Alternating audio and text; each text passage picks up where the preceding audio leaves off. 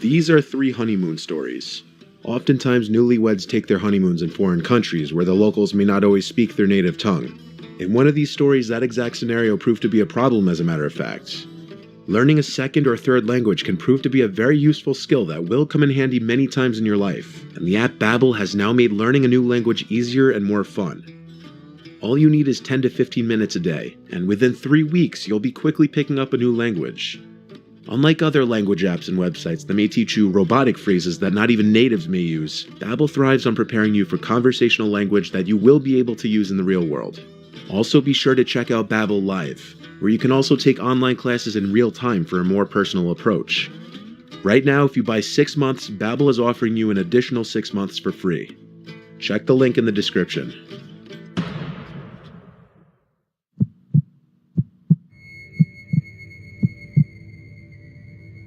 For my wife and I's honeymoon, we went to Hawaii.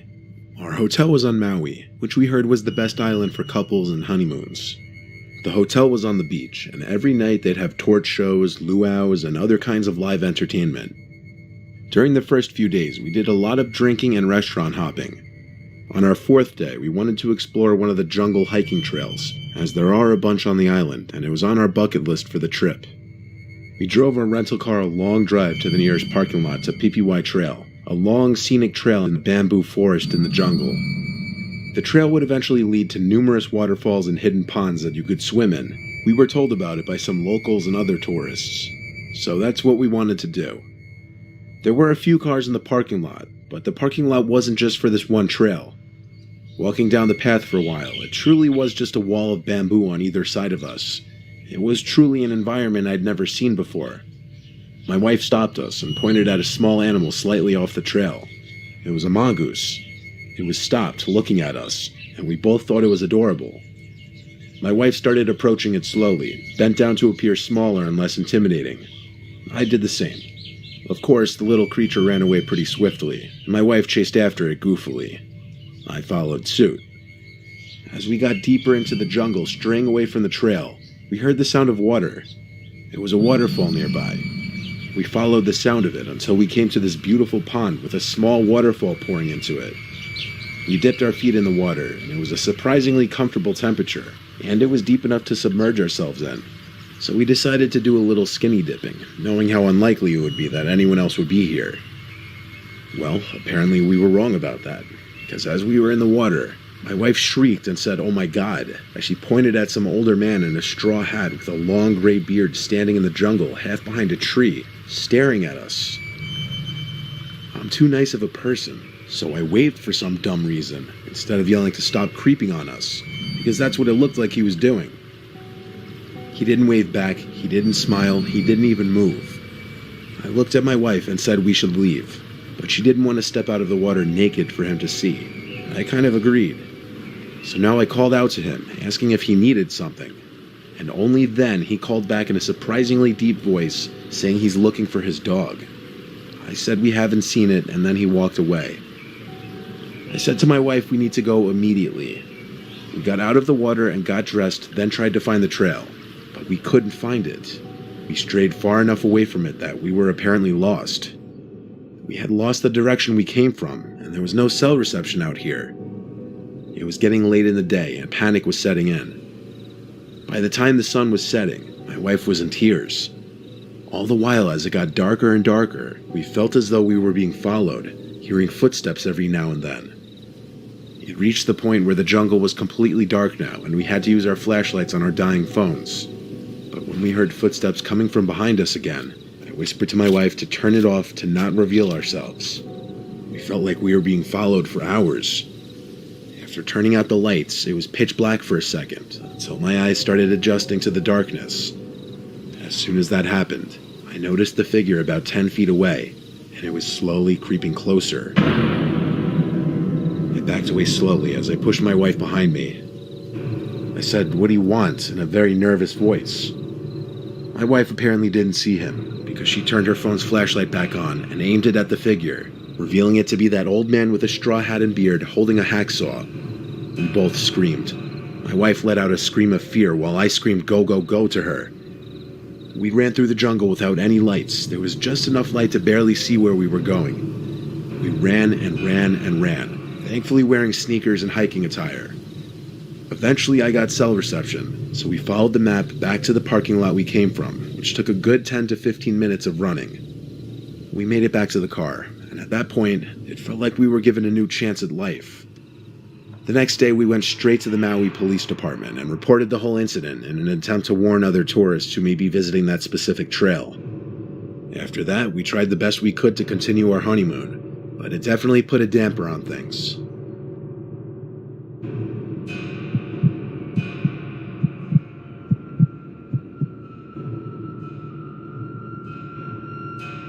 My honeymoon was in Sicily. Our hotels were in Palermo, Cefalù, and Messina in that order. While in Messina, we did most of the sightseeing at sites like Taormina. Messina was packed with beautiful old architecture and museums to explore, which is what my wife Patricia and I enjoy the most. Messina is a port-heavy city, and like the rest of Sicily, there are a lot of English-speaking tourists, but also a lot of Italian-speaking locals. We don't really speak any Italian beyond maybe an elementary level. We'd have a lot of locals approaching us trying to sell us things. At night, the vibe where we were was fun. Lots of music, people drinking and dancing and whatnot. We were partaking a little bit, while also continuing to walk around and explore. The night got the better of us, and we ended up getting pretty drunk, and the time flew by. Pretty soon it was past midnight, and things outside on the streets were simmering down. We took a wrong turn back to our hotel, and kind of lost our way. Eventually we ended up in this sketchy alleyway, and Patricia was getting upset that we seemed to be entering a sketchy area. I put my arm around her to make her feel safer. Suddenly some guy came up to us obnoxiously close, speaking Italian like a machine gun, so quick we couldn't even attempt to understand any words. We couldn't tell if he was angry or concerned, but he seemed frantic. He kept saying this word phantasma. At that moment I didn't know what that word meant. I pushed the guy out of our faces and walked Patricia and I quickly out of the alleyway. He yelled more stuff at us in Italian. I didn't understand a single word of it. As we got away from him, I googled what the word phantasma meant, because it was the only word that he kept repeating that stood out. It means ghost, and when we found that out, we looked at each other. I couldn't help but nervously laugh to try to get Patricia to laugh as well, simply because it sounded ridiculous. We were in this dark, sketchy area of the city for sure. There didn't seem to be anyone else around. We'd normally call an Uber, but it's not even a thing in Sicily, so we had to walk it. I have to admit, I was probably as uncomfortable as Patricia, as we'd heard certain parts of the city were unsafe at night. There was this quiet woman's crying sound coming from behind us all of a sudden. We both heard it, and we both looked back. There was this young but freakishly tall woman about 10 yards away from us, walking slowly in our direction. Her face was buried in her hands. Her height was actually unnaturally tall. She looked taller than me. In fact, it was so creepy that even Patricia, who's usually a sweet, nurturing person, whispered that we should get the hell away from her. We jogged down this narrow street and turned left to another alleyway. And we turned back again to the crying sounds. That woman was now at the end of this alleyway, just behind us, but still walking at the same slow speed, her face still buried in her hands. It felt like we were in this channel of alleyways and narrow one-way streets, and every time we'd turn, we'd still hear the crying behind us. It only stopped when we made it back to, I guess, what you'd call one of the main roads with other civilian traffic besides us. From there, we simply walked back to the hotel. Patricia kept insisting what we saw was a ghost, and every time she said it, it gave me chills. This story doesn't do it any justice in explaining just how disturbing seeing that tall, lanky woman walking towards us in that alleyway was. Not to mention that guy say the word ghost in Italian over and over. I'm not ruling it out as some kind of crazy over-the-top joke. For all I know, we ended up on some Italian YouTube prank channel. But Patricia insists on believing it was actually a ghost we saw, and it still gives me chills thinking about that possibility.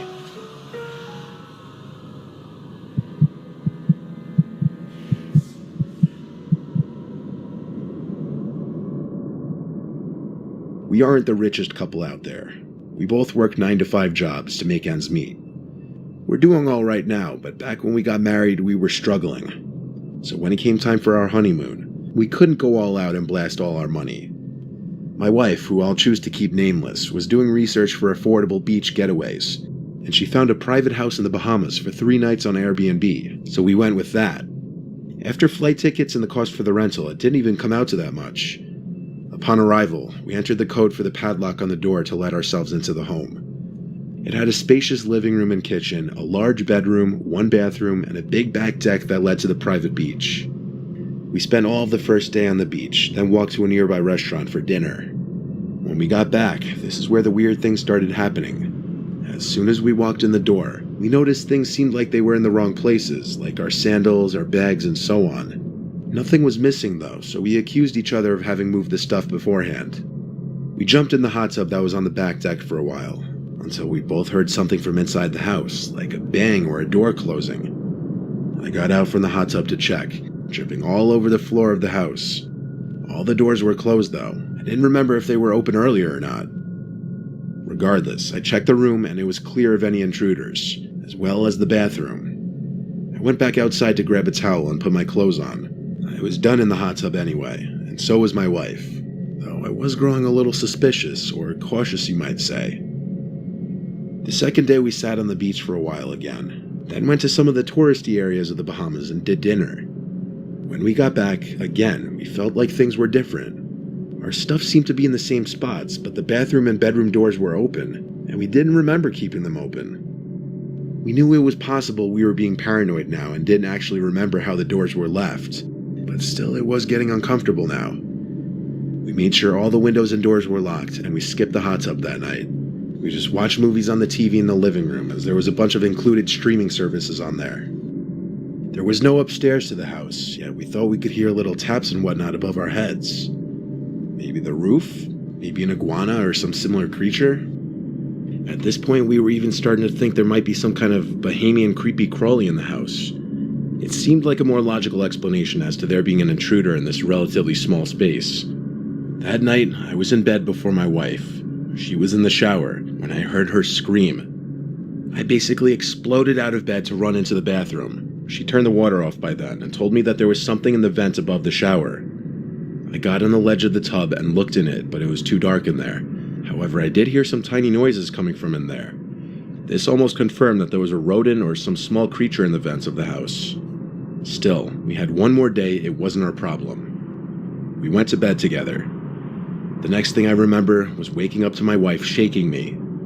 She had this horrified look on her face that immediately sent shivers down my spine. She told me to listen, and the silence of the room allowed me to hear it. This frantic whispering sound coming from the ceiling, particularly one of the ceiling vents. That was it. I grabbed my phone to call the owner of the Airbnb. I heard the ringing, but simultaneously I heard this vibrating sound from above us. Immediately I started to think, wait, is there an upstairs that the owner is living in? The vibrating above us stopped almost as quickly as it started, but the call was still ringing on my end. Curiously, I took my phone's flashlight and aimed it up through the vents, and for just a split second, I saw someone looking down through the vent into the room. Most notably, I saw their eyes. We packed all of our important stuff as quickly as we could. It took all of about 30 seconds and we were out the front door. We ran through the sandy dirt road until we came to a street, then we stopped to catch our breaths. We stayed in a cheap hotel that night and the next night as well. The last day we spent most of it waiting at the airport, but we reported this incident to Airbnb and we got all of our money back, and I'm pretty sure Airbnb banned the owner of that house's account. We didn't pursue anything further with legal action, as we were just happy to get our money back. Nothing of ours was missing, but who the hell knows what kind of shady shit he was doing there when we weren't in the house.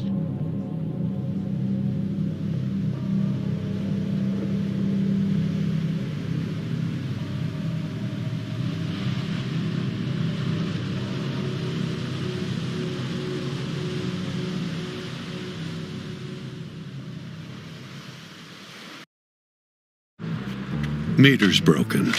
You win parking. They can take this all the way to the top, but no one can take a win away from you. Not even the Department of Parking. President. And he's kind of a big deal. Because what's winning but the universe telling you you're kind of special? The feeling of winning. It's hard to beat. Find it in spades on FanDuel Casino.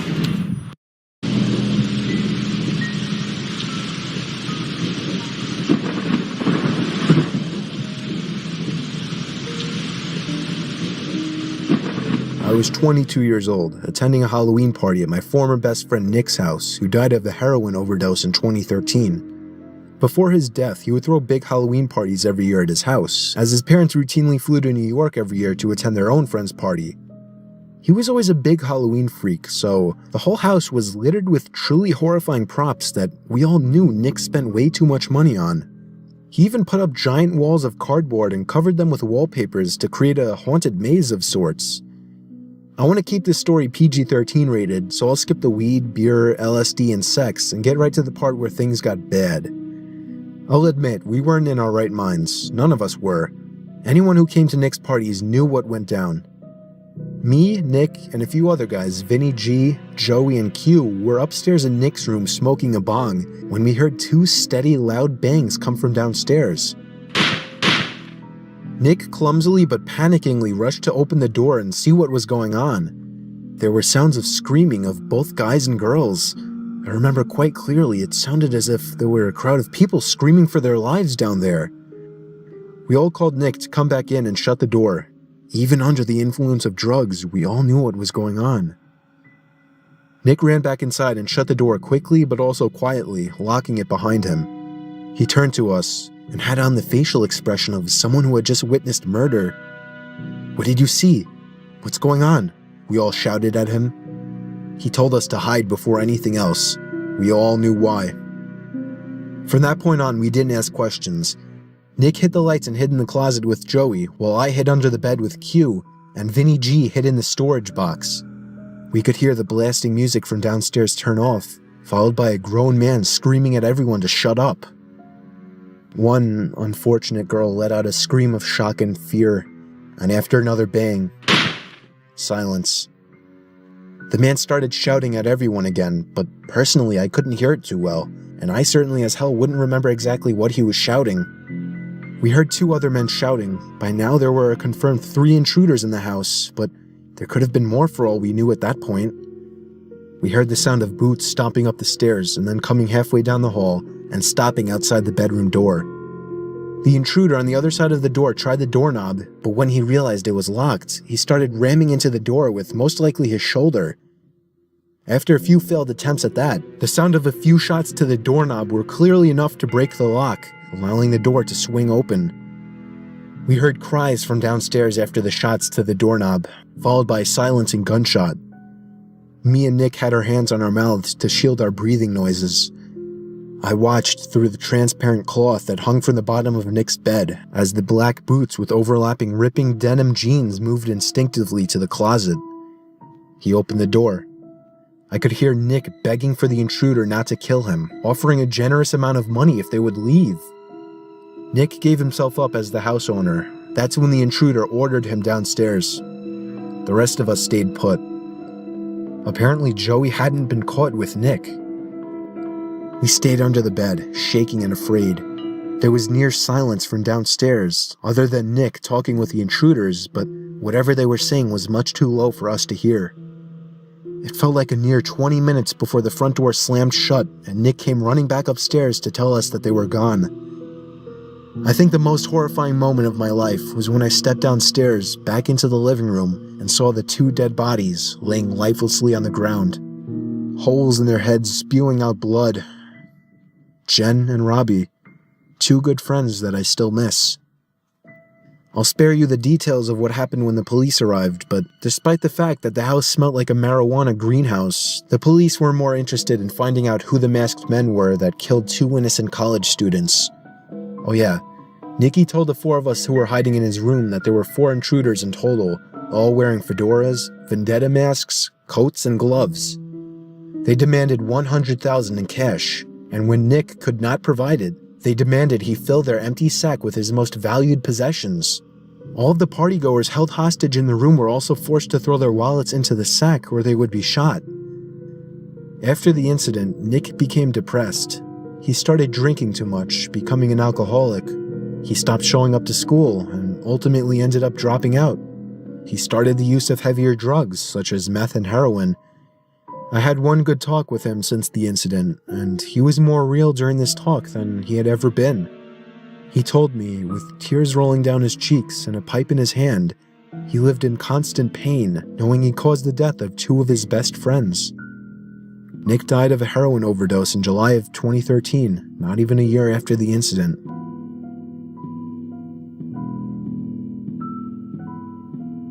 It was my first Halloween living in my own house away from my parents.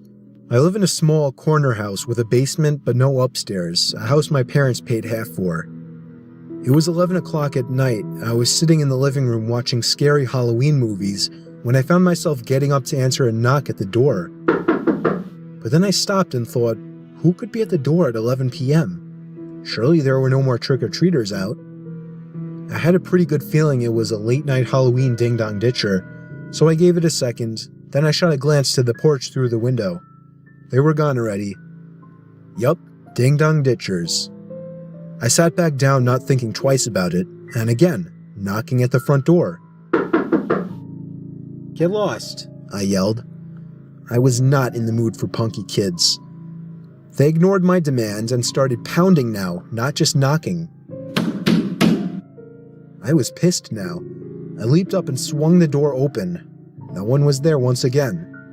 I slipped on my shoes and headed outside to begin searching the bushes for the kids, but there was nobody in sight. Not in the bushes, not behind my car, not across the street. I was done answering. I didn't want to feed into their fun anymore, so I went back inside, double-locked the door, and went to my bedroom, also locking that door, just to feel safer, I guess. Even over the TV, I could still hear the stupid kids pounding on my front door repeatedly. I was so close to calling the cops to get them away, but that would undoubtedly lead to my house being egged or teepeed. The pounding continued for an uncomfortably long time, more than half an hour. I thought these kids must be filming something for YouTube and were desperate for a reaction, but I wasn't going to give it to them. At some point I dozed off with the TV on, only to wake up to the knocking again. I looked at the clock. It was 2 in the fucking morning. How could those kids still be at it, I thought. I turned the TV off and sat up with my ears open. For a few moments, my heart completely stopped as I realized the knocking was not at my front door, but rather at my bedroom door. I jumped out of bed, looking around my room like a madman for something to use as a weapon. They knew I was awake now. They were trying the doorknob, trying to bust down the door. These weren't any kids. By some miracle, I came up with an idea. It was a long shot, but it was all I could think of. I turned on the receiver to my speaker system, plugged in my iPhone, brought up the YouTube app, typed in I got a good feeling about this, yeah. I'm feeling good vibes. 45 gunshot sound effect, turned on the volume and pressed play. The sound of a gunshot echoed out of the speakers. It sounded real enough. I paused the video after the first shot and yelled, "That was a warning shot. Leave now or I won't hesitate to shoot you in the head." And it worked. I heard 2 pairs of footsteps stomping over my wood floors and out the front door. I gave it a moment before opening my bedroom door and peeking outside. They were gone, but the front door was left wide open. I quickly shut it, called the police, and that's where my story ended.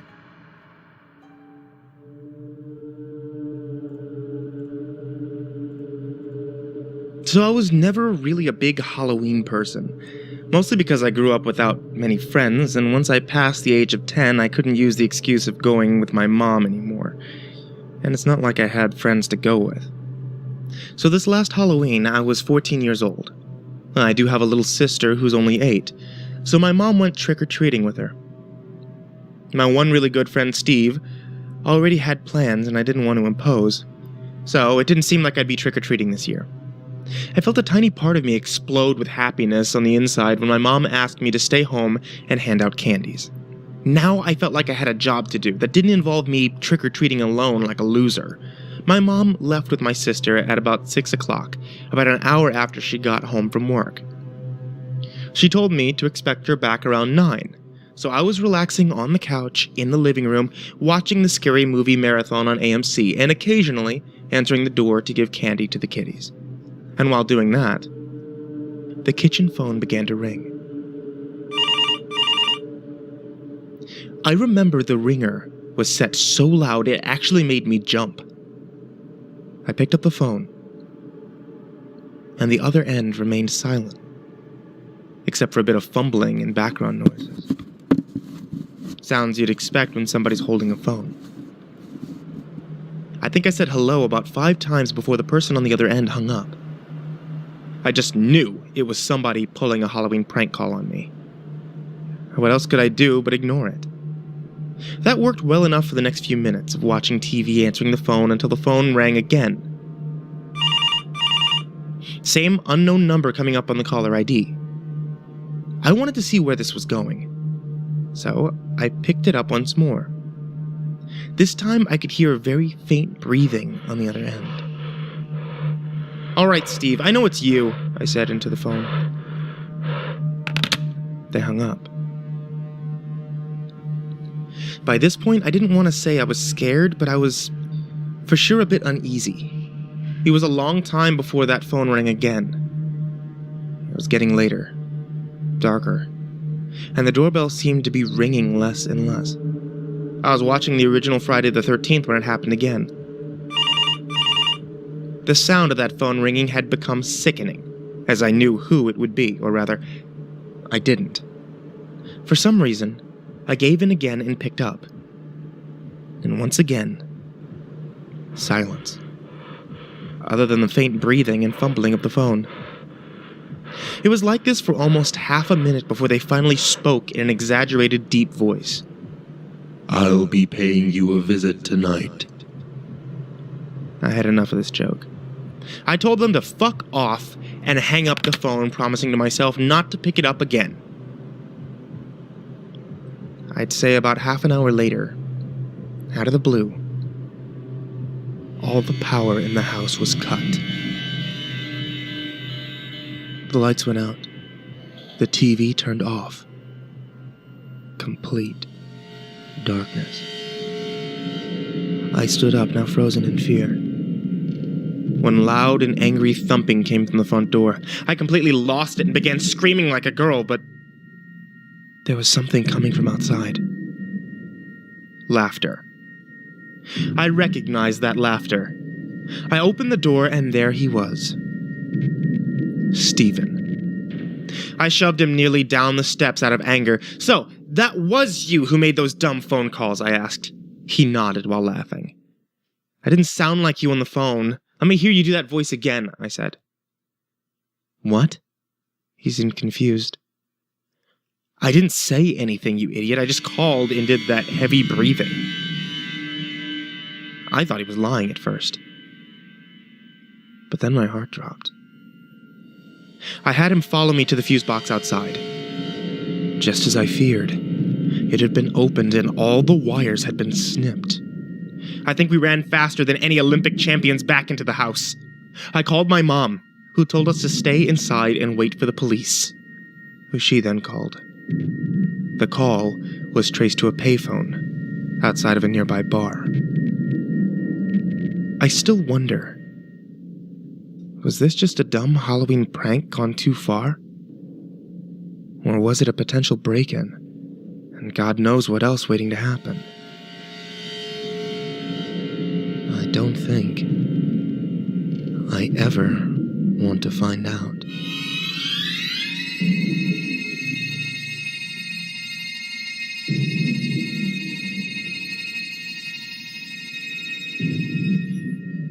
When I was younger, my friends and I went trick-or-treating every year. This one particular year, as we were trick-or-treating, we passed a man who stood still with a mask on, holding a lantern. As we walked past him, he turned his whole body around and followed us with his eyes. We were creeped out, but there were plenty of people around, so we made our way to the next house. My friends and I saw him over and over again, as we made our way from house to house, and he seemed to be following us in typical horror story form. We walked so slow, we couldn't figure out how he kept up with us. At one house, when we hadn't seen him for a while, we got our candy. As we turned around to walk back to the street, the masked man stood in the road waiting for us. Immediately, we knocked back on the door and told the owners of the house about it. the masked man continued walking down the street, and we didn't see him again that night. Later on, an adult friend of the family told us he saw a masked man hiding behind a tree, waving little kids over, and he only backed off when he threatened to call the police.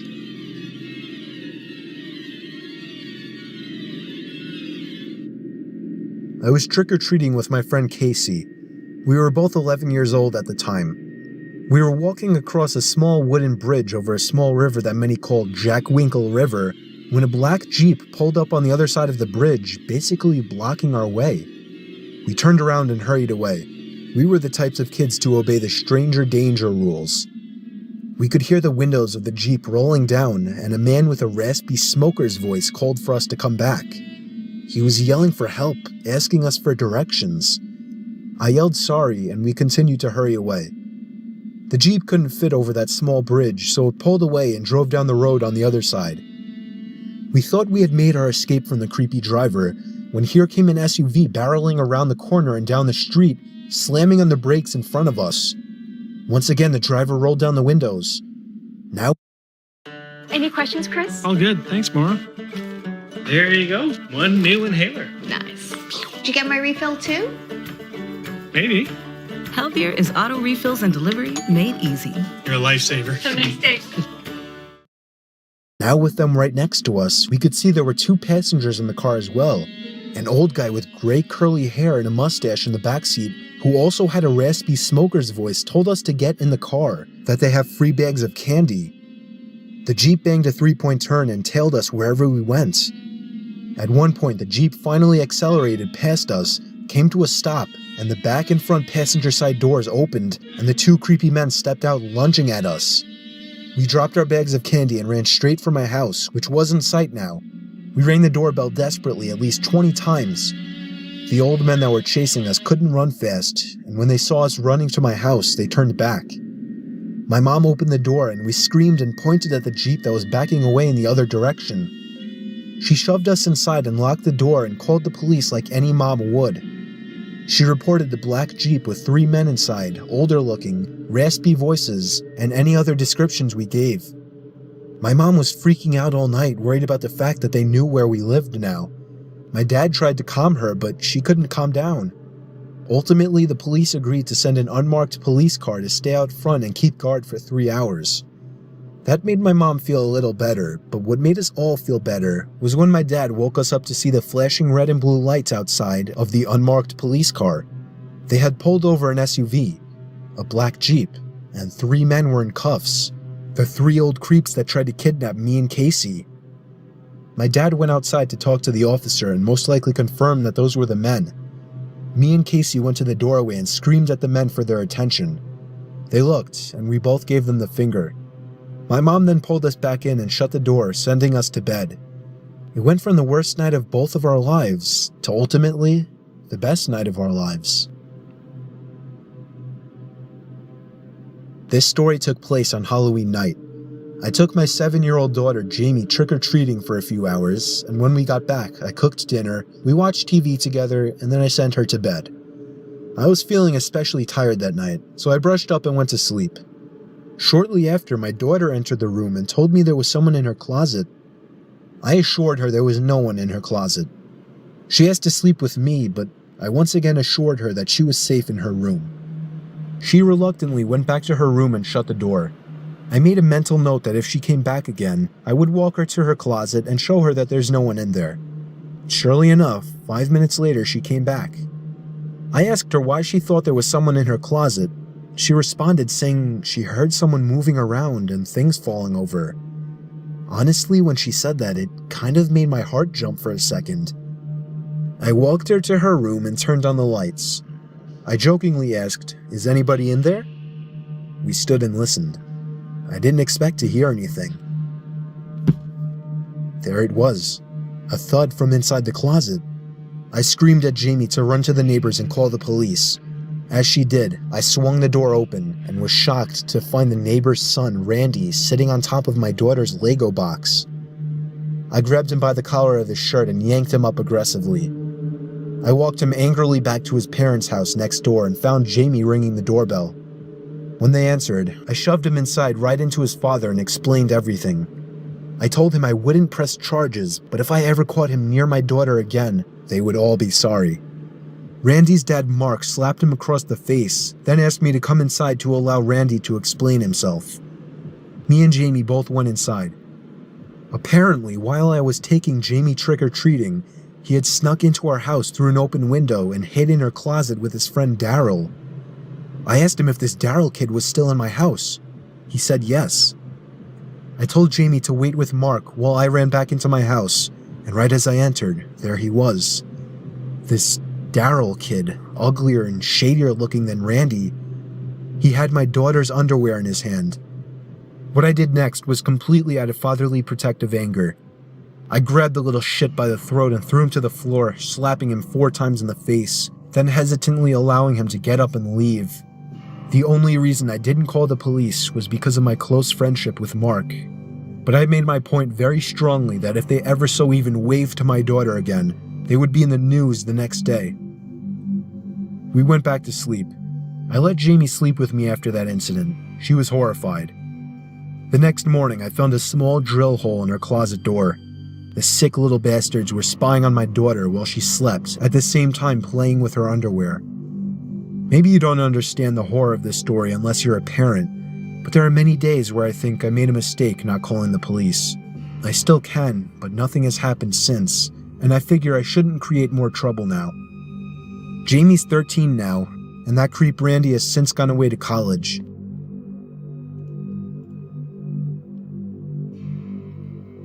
We had just moved into our large new house in Mississauga, Ontario, in an area called Winston Churchill. It was Halloween night, and my parents, my 4 other sisters, my brother and I were unpacking our stuff in our new bedrooms. We had just finished and were talking to each other about leaving our old schools and friends behind. My mother called us to do chores. I was really tired since it was 11:30 at night, way past the trick-or-treating buzz, and we had to do chores now? It seemed to take forever, but when I was done, I decided to go to my bedroom and get some sleep. I heard what sounded like footsteps in the upstairs hallway. Thinking it was my brother or sister, I got up to shout at them for bothering me while I was sleeping, but there, as far as I could tell, there was no one there. I rushed down to the basement where my parents, sister, and brother were considerately working. I asked them all if they had been upstairs, and they replied no. Now I was getting pretty freaked out, but I had to believe it was just my imagination and shrugged it off as if it had never happened. I went back to my bed, which was now freezing cold. I had to put on a sweater. It was just too cold. I woke up in the middle of the night around 12:30 a.m., after everyone had gone to sleep. I heard this loud banging sound that seemed to be coming from my parents' bedroom. I thought it might be my brother or sister waiting to get a drink of water, but was too scared to go alone. I was wrong. The banging continued, getting louder by the minute. I couldn't get to sleep, so I decided to check it out. I walked into the hallway, and believe me, there was no one there. As I walked in, the banging seemed to stop. I stared at the door, only for a quick moment before deciding to go back to bed. After a couple of minutes, the banging started again. Now I was totally chilled to my very last bone. I tried to sleep again, but I couldn't. Very typical of me. The door to my bedroom creaked open, as if someone were pushing it lightly. But it was too dark to see who or what could have caused it. Hey, what the hell are you doing? Who is it? Let me go back to sleep. Very light footsteps began to move closer to my bed. I thought it was one of my sisters, until I turned onto my side after the footsteps stopped and saw a figure standing next to my bed. A figure at least 7 feet tall. I choked the urge to scream. Nothing came out. I lay there in unimaginable horror as the figure finally said, "Boo." That was when I screamed at the top of my lungs and covered my eyes, when my parents thrust open the door to my room and flicked on the light. There was no figure there. There was no figure by my bed. I cried out everything to them, the thumping, the figures. My siblings came into the doorway and watched me freak out. I asked my parents if they heard the knocking on their door. Surely they must.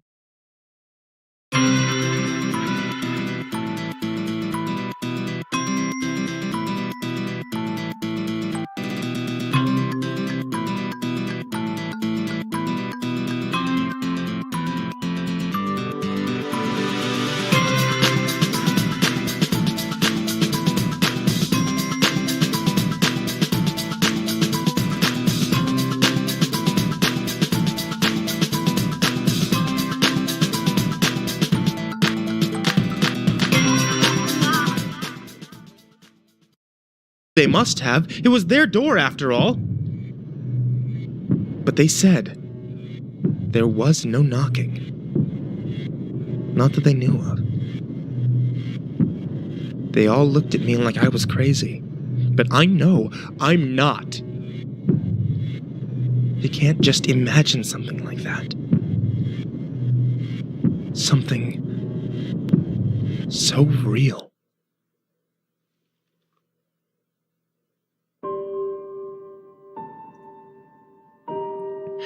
I'll never forget this night.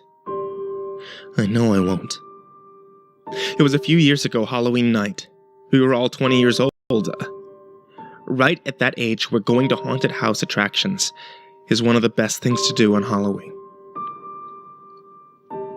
The attraction was called Scare House Journey to the Basement or something. It was only open for 4 straight years in our town. It was never heard of again. This was its 4th and final year of operation. It was a very high quality and surprisingly scary haunted house. One of the best ones I've been to. This was not a tour-guided attraction. It was a group exploration attraction. Basically, a maze where the only way out was to make your way to the basement. Find one of the keys, then find the exit and use the key you found to unlock the door.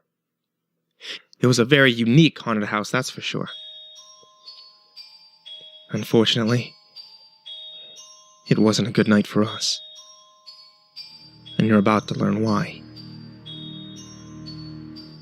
We started out in the living room of the house. To give as much detail as I can about the room, there was a giant open coffin sitting right smack in the middle of the room. There were very convincing spiderwebs covering just about every inch of every corner of the room. All the furniture was antique and dusty looking, and of course, blood was stained on the creaky wood floor. We could tell right away this haunted house was going to be great. The next room was the dining room. That was where things got creepy. The rooms following the dining room were all very dimly lit by artificial lanterns hooked onto the walls. On several occasions, actors jumped out at us in horrifically convincing costumes as expected. And yet they still got me every time. We actually spent a lot of time going in circles trying to find the basement. This wasn't a real wide-open house. It was designed to be like a maze, with many rooms and fake doors. It took a long time for us to finally find the basement door, and I have to admit, I was nervous to go down there. It was completely pitch black down there. We started to think that it might have been an employees-only area where they kept props. It was just too dark down there to see. It was stated many times that no cell phones were allowed while in the attraction, so we couldn't use cell phone screens as lights. If we wanted to get out of there, we had no choice but to go down there. Each step created a creak more painful to the ears than fingernails scratching on a chalkboard. We were all laughing, telling each other how fucking freaked out we were. I had my hands out in front of me as if I was searching for anything in the complete darkness. I banged into somebody and apologized. Who was that? I asked, expecting it to be one of my friends. No answer. Whoever I just bumped into placed their hand on my shoulder, and I took off running and screaming while at the same time laughing. There was something so disturbing about being in that huge pitch-black basement, knowing someone was in there with us. One of my friends thankfully found a key on a desk in the corner of the room. We all ran back upstairs, back to the light, and found the exit door. The actual experience and process of getting through that maze of a haunted house was much longer than my story makes it out to be, but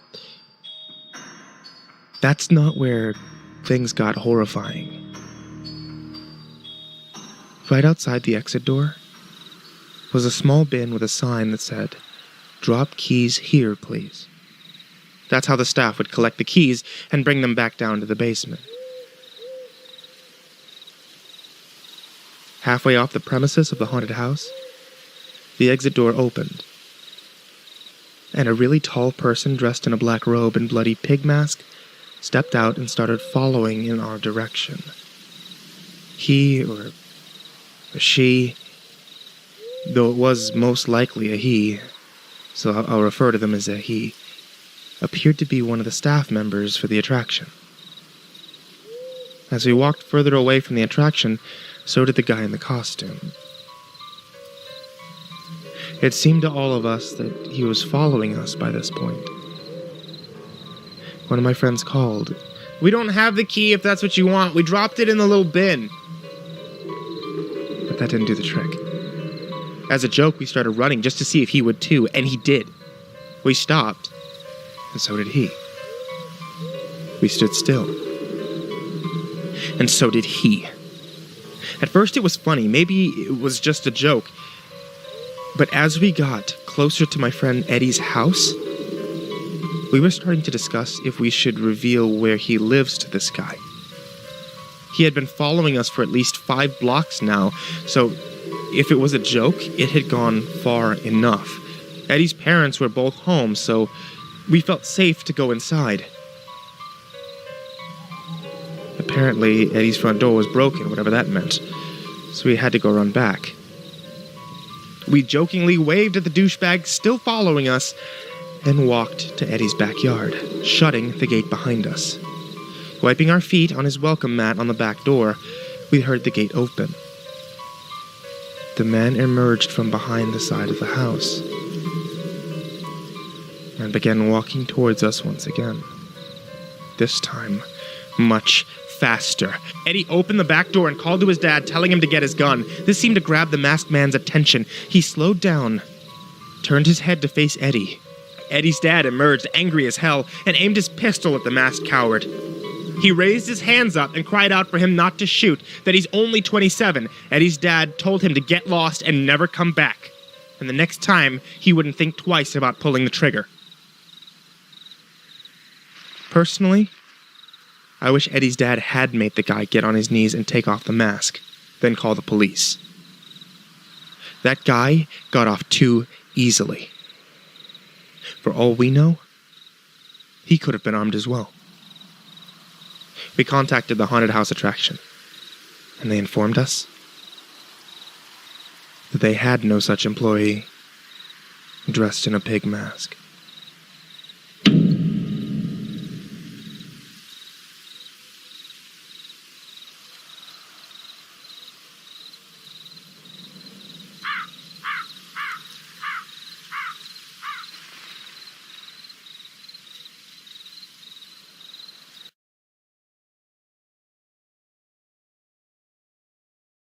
Meters broken. You win parking. The feeling of winning. Find it in spades on FanDuel Casino Reward Machine, the free-to-play daily game that offers you a chance to win up to $2,000 in casino bonus.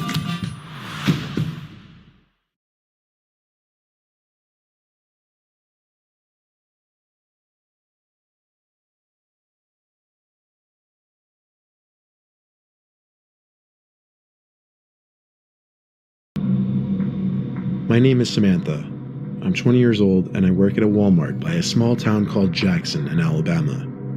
Since I don't go to school full-time, my boss would oftentimes put me on an overnight shift, back when the store was open 24 hours a day.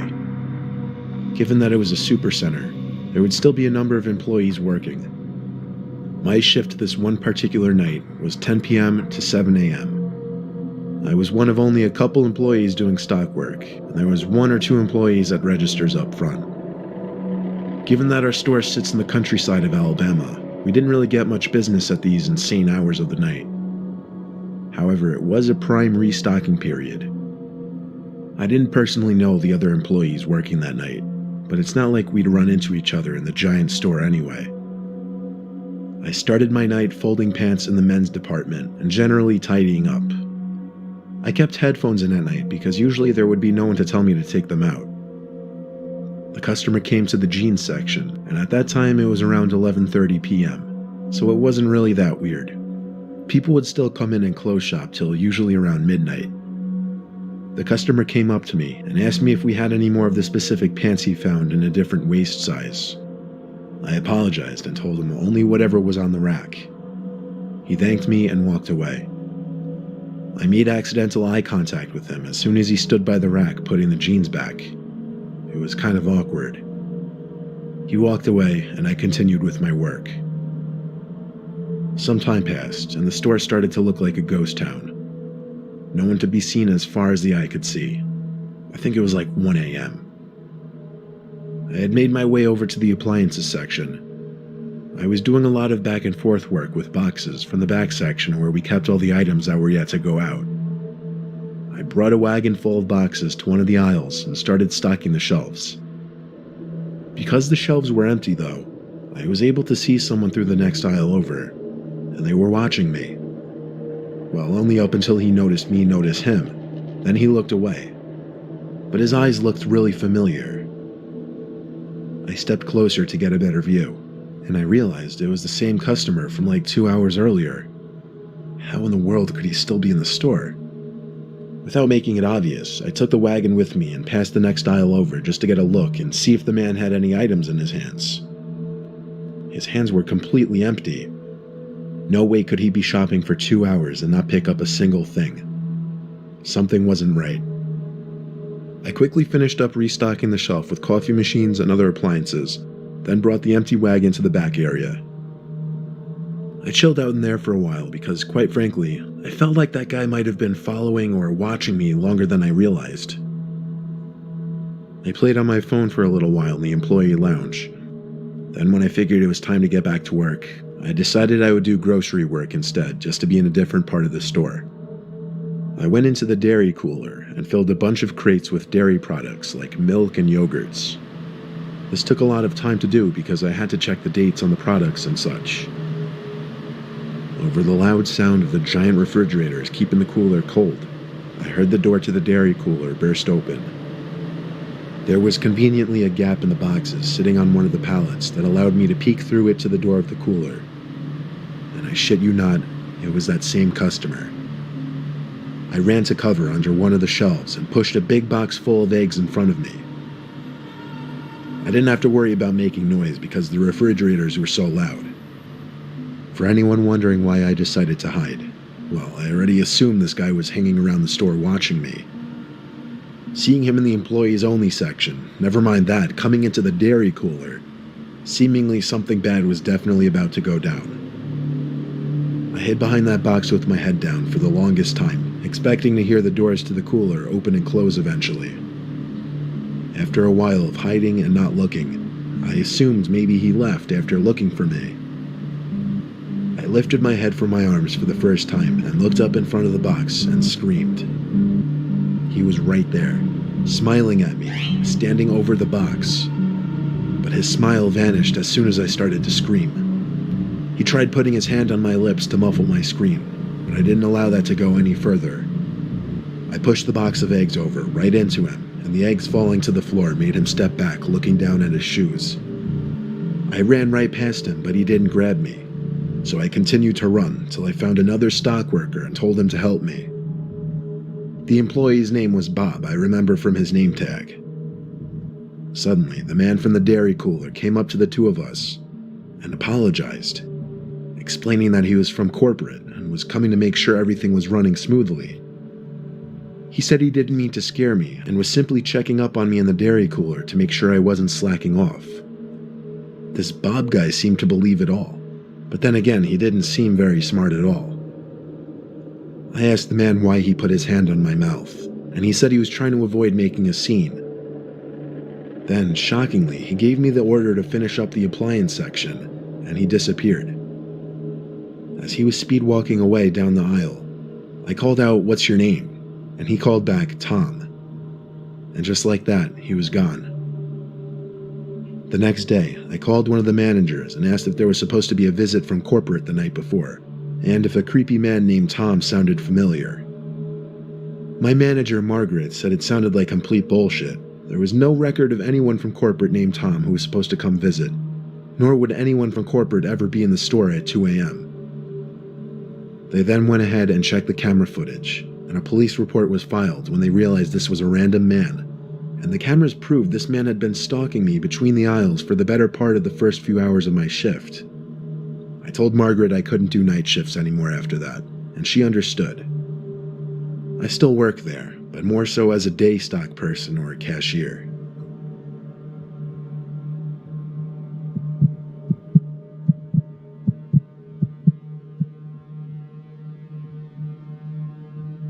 What's one place you can go to and find the weirdest, freakiest creatures in our society? I swear I've never been to a single Walmart where I didn't see at least one eye-catchingly strange human being. Strange does not even cut it for what I'm about to tell you. It was the Thursday before Black Friday. My Walmart was open extra late. I was in there around 11 o'clock looking for a new laptop, and by chance I picked up off the shelf the last one that was being promoted for a really good Black Friday deal. As I grabbed it though, some big, revolting, dirty-looking guy comes up to me and insists he needs a laptop very badly. I nervously said I'm sorry, it's the last one. Then he got angry at me and started making a bit of a scene. The man clearly wasn't normal, and my heart started racing simply because I don't get put on guard in these kinds of situations a lot. As others looked on at the commotion this big guy was making, I walked away with the laptop box quickly and went straight to a line. He kept yelling at me as I walked away. It was unbelievable. Some other customers on the line even tried to laugh with me and make me feel better, saying the guy was a nut. So I get home. My family's all asleep already. I go outside to sit in the yard by the pool and set up my new laptop. Then the light on the side of the house turned on. The one that turns on due to movement.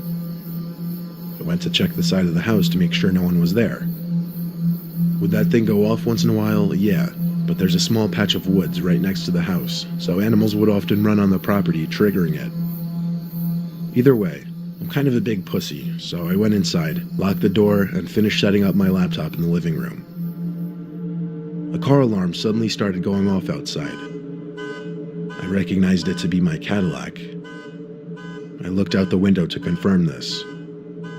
I ran to get my keys upstairs, then tried pressing the panic button to turn off the alarm. It didn't work from the inside, so I stepped out to the porch and clicked it off. But then I noticed a car parked in front of our house that wasn't there earlier when I got home, and any cars parked in the street on our block was suspicious enough. We live in a closed-off community, and everyone has huge driveways. I stepped down from the stoop and realized there was someone sitting in that car. I went back inside and locked the door. I went to my mom's room and told her I think someone outside means us harm. My mom and dad have a complicated situation, so my dad doesn't always stay with us. It would have been a different story having my dad there to tell about this. My mom came downstairs with me, noticeably worried based on what I told her. My mom took a look through the peephole in the front door, then gasped and put her hands over her mouth. I looked through it as well, and felt ready to throw up when I saw a huge man standing on the other side of the door on our stoop. I whispered to my mom, I think that man followed me from Walmart. Suddenly, the doorknob started to turn as the man tried opening the door. When it didn't work, he started pounding on the door. That's when my mom let out a gasp and cry, and my younger sister came out from her room, who also started to panic when becoming wise to the situation. The pounding stopped. Then there was a silence for a while, other than my mom's voice on the phone with the police. A few minutes went by, my mom still on the line with 911 with police en route, and there was a loud bang and crash downstairs in the den. A window was shattered. My mom and sister both screamed and cried. I told them to run upstairs while I locked the door to the den. I waited down there, expecting an attempt at the door or a bang. Nothing. Surprisingly, I heard a police car briefly wail its siren outside my house. It was the quickest response time I'd ever heard of.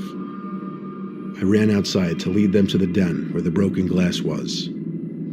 There, they found the huge, dirty, crazy-looking man hiding behind one of our couches.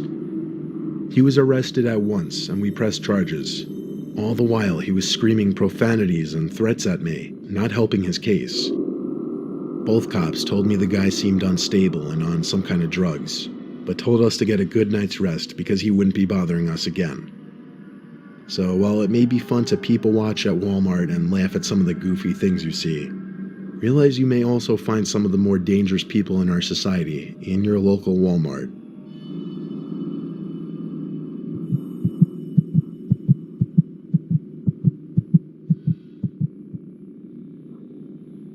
Working the night shift at Walmart as a night stock person on the weekends was my second job when I was finishing up college.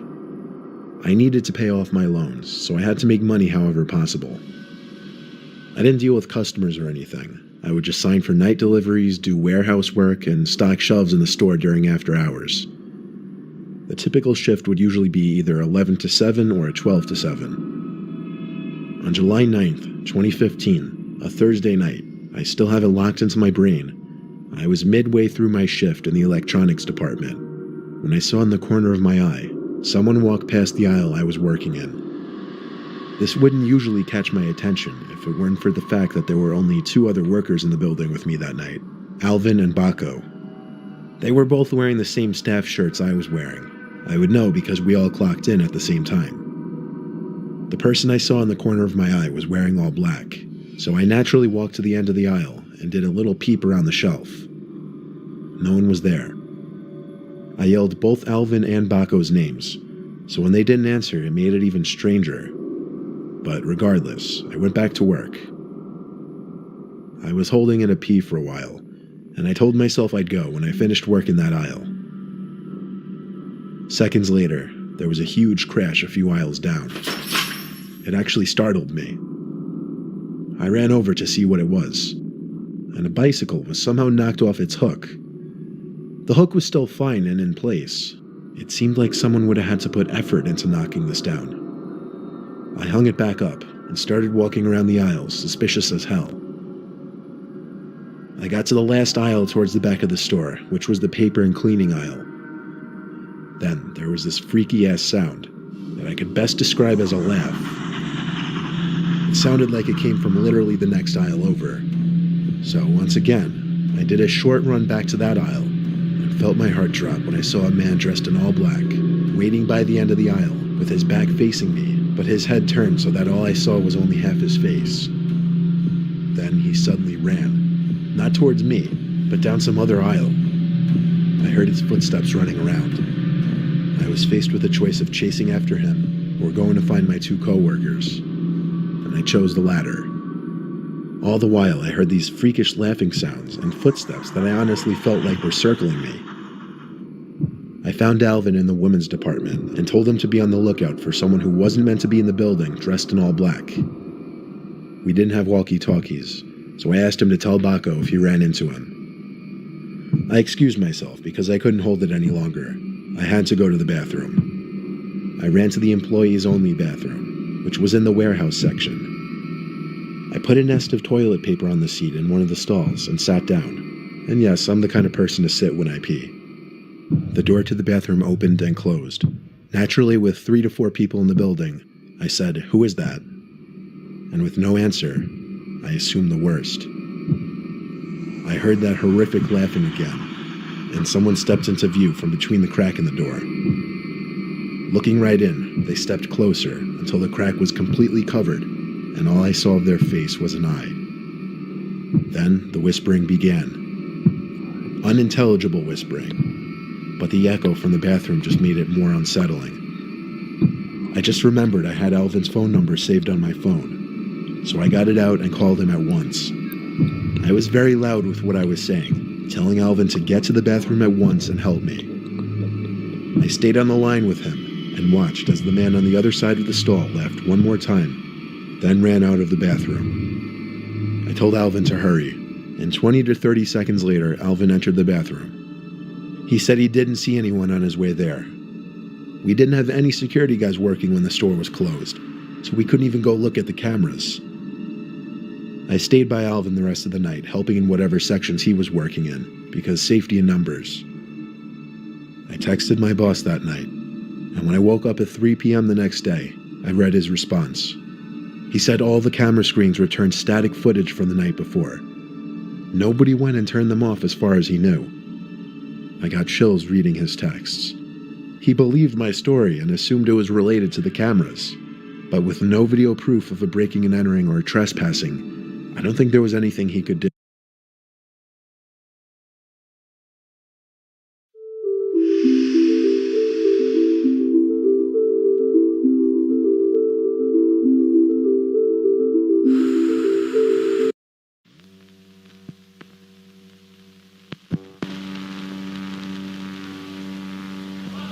The old Cossacks who could sleep in the saddle, who called the others just passengers on a horse. The old man tells them what old men who can ride can do to beat Hitler.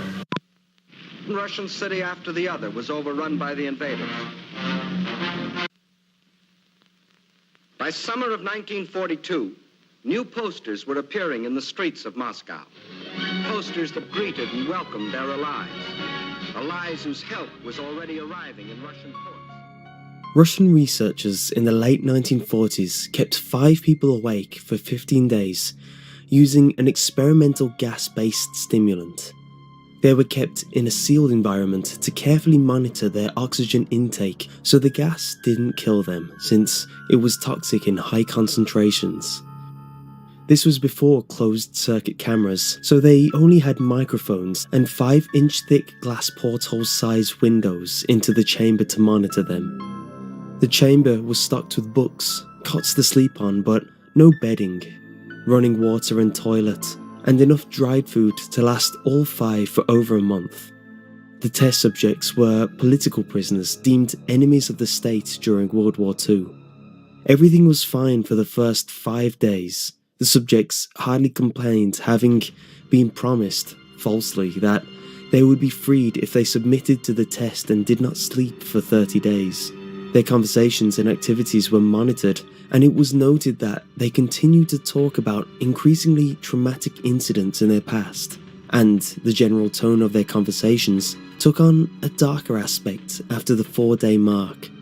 After 5 days, they started to complain about the circumstances and events that led them to where they were, and started to demonstrate severe paranoia. They stopped talking to each other and began alternately whispering to the microphones and one-way mirror portholes. Oddly, they all seemed to think they could win the trust of the experimenters by turning over their comrades, the other subjects in captivity, with them. At first, the researchers suspected this was an effect of the gas itself. After 9 days, the first of them started screaming. He ran the length of the chamber repeatedly, yelling at the top of his lungs for 3 hours straight. He continued attempting to scream, but was only able to produce occasional squeaks. The researchers postulated that he had physically torn his vocal cords. The most surprising thing about his behavior is how the other captives reacted to it, or rather, didn't react to it. They continued whispering to the microphones until the second of the captives started to scream. The 2 non-screaming captives took the books apart, smearing page after page of their own feces and pasted them calmly on the glass portholes. The screaming promptly stopped. So did the whispering to the microphones. After 3 more days passed, the researchers checked the microphones hourly to make sure they were working, since they thought it impossible that no sound could be coming with 5 people inside. The oxygen consumption of the chamber indicated that all 5 must still be alive. In fact, it was the amount of oxygen 5 people would consume at a very high level of strenuous exercise. On the morning of the 14th day, the researchers did something they said they would not do to get a reaction from the captives. They used the intercom inside the chamber, hoping to provoke any response from the captives they were afraid were either dead or vegetables.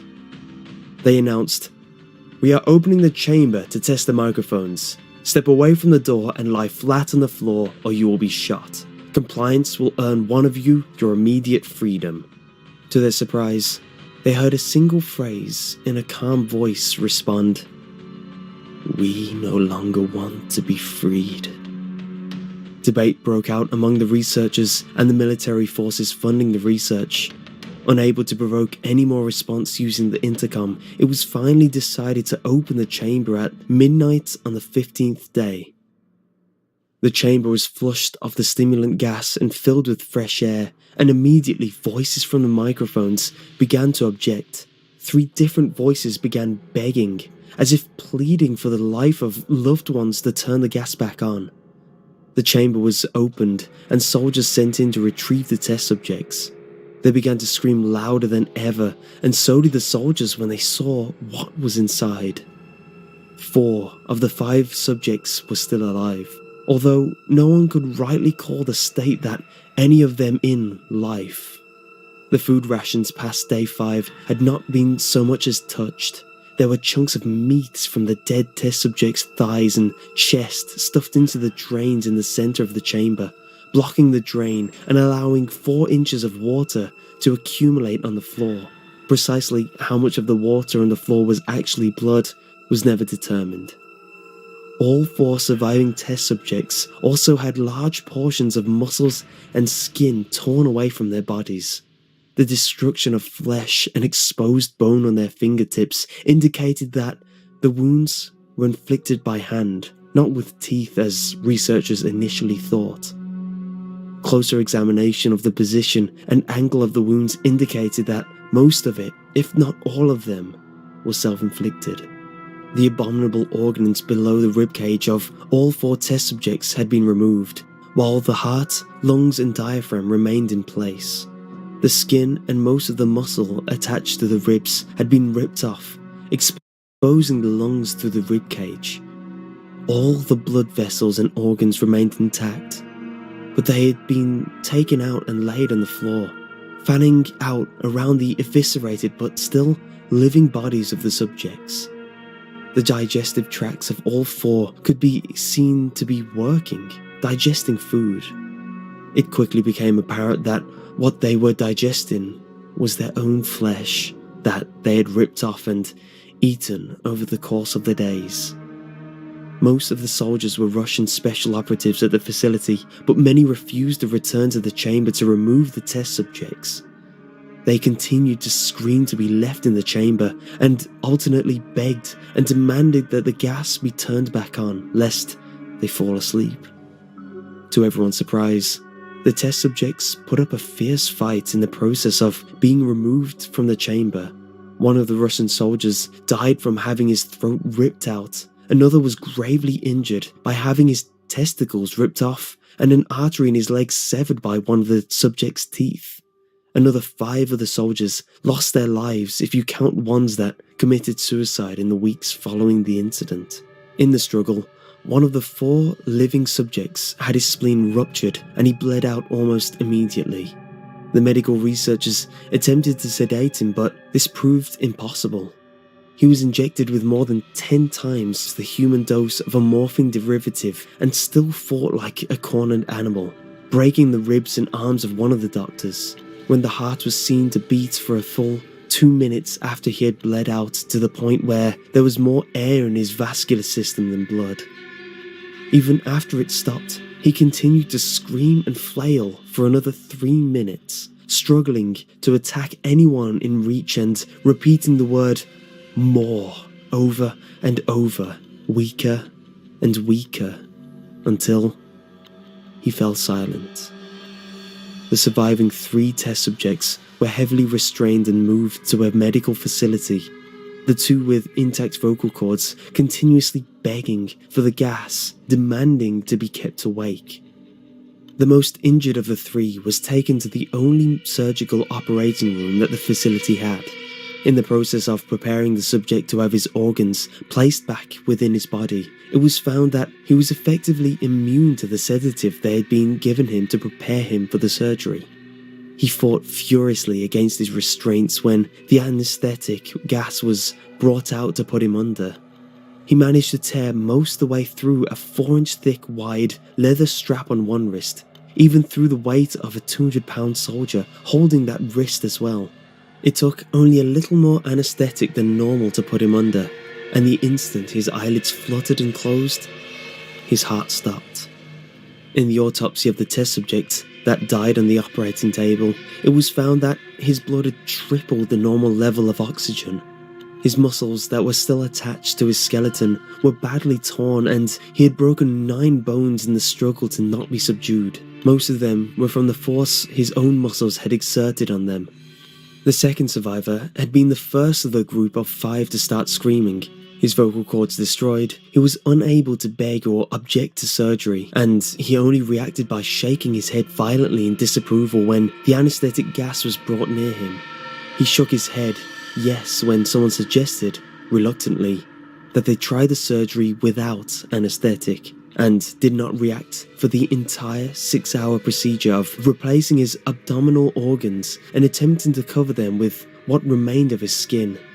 The surgeon proceeding stated repeatedly that it should be medically impossible for the patient to still be alive.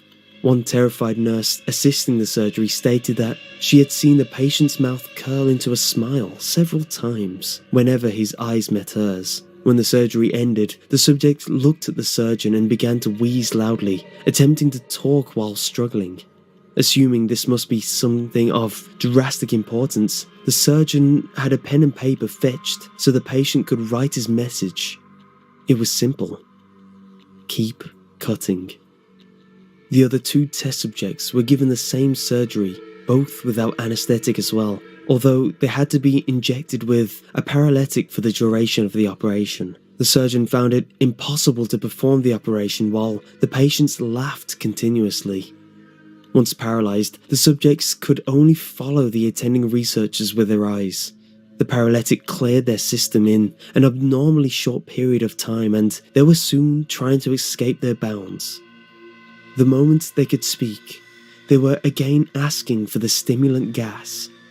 The researchers tried asking why they had injured themselves, why they had ripped out their own guts, and why they wanted to be given the gas again. Only one response was given. I must remain awake. All 3 subjects' restraints were reinforced and they were placed back into the chamber, awaiting determination as to what should be done with them. The researchers, facing the wrath of their military benefactors for having failed the stated goals of their project, considered euthanizing the surviving subjects. The commanding officer, an ex-KGB, instead saw potential and wanted to see what would happen if they were put back on the gas. The researchers strongly objected, but were overruled. In preparation for being sealed in the chamber again, the subjects were connected to an EEG monitor and had their restraints padded for long-term confinement. To everyone's surprise, all 3 stopped struggling the moment it was let slip that they were going back on the gas. It was obvious that, at this point, all 3 were putting up a great struggle to stay awake. One of the subjects that could speak was humming loudly and continuously. The mute subject was straining his legs against the leather bonds with all his might. First left, then right, then left again, for something to focus on. The remaining subject was holding his head off his pillow and blinking rapidly. Having been the first to be wired to the EEG, most of the researchers were monitoring his brainwaves in surprise. They were normal, most of the time, but sometimes flatlined inexplicably. It looked as if he were repeatedly suffering brain death before returning to normal. As they focused on paper, scrolling out of the brainwave monitor, only one nurse saw his eyes slip shut at the same moment his head hit the pillow. His brainwaves immediately changed to that of deep sleep, then flatlined for the last time as his heart simultaneously stopped. The only remaining subject that could speak started screaming to be sealed in now. His brainwaves showed the same flat lines as one who had just died from falling asleep. The commander gave the order to seal the chamber with both subjects inside, as well as 3 researchers. One of the named 3 immediately drew his gun and shot the commander point blank between the eyes, then turned the gun on the mute subject and blew his brains out as well. He pointed his gun at the remaining subject, still restrained to a bed, as the remaining members of the medical and research team fled the room. "I won't be locked in here with these things, not with you," he screamed at the man strapped to the table. "What are you?" he demanded. "I must know." The subject smiled. "Have you forgotten so easily?" the subject asked. "We are you. We are the madness that lurks within you all, begging to be free at every moment in your deepest animal mind. We are what you hide from in your beds every night. We are what you sedate into silence and paralysis when you go to the nocturnal haven where we cannot tread." The researcher paused, then aimed at the subject's heart and fired. The EEG flatlined as the subject weakly choked out, "So nearly free." If you've struggled with uneven skin texture, you'll know that even great makeup sometimes can't hide bad texture. So I spent years trying tons of skincare products and just nothing was working, and I was super frustrated, so much so that I almost just gave up entirely. But then I learned that a lot of skincare products can actually make the problem worse. So in order to resolve things like bumpy skin and breakouts, you need the right skincare products. That's when I took the skincare quiz on your skincare and factored in 33 different factors that might impact my skin, like my personal skincare needs, environmental factors, lifestyle, stress, and a bunch of other things. Unlike the skincare products I had tried before, your skincare doesn't just sit on the surface, but actually penetrates deeply underneath the skin to help with breakouts and bumpy skin. And it's been just completely effortless. I mean, the products do all the work for you, and it's completely transformed my skin. So don't risk making your skin worse. Just take the skincare quiz today and get a routine that's completely customized to you. Getting smooth skin and feeling super confident has never been easier.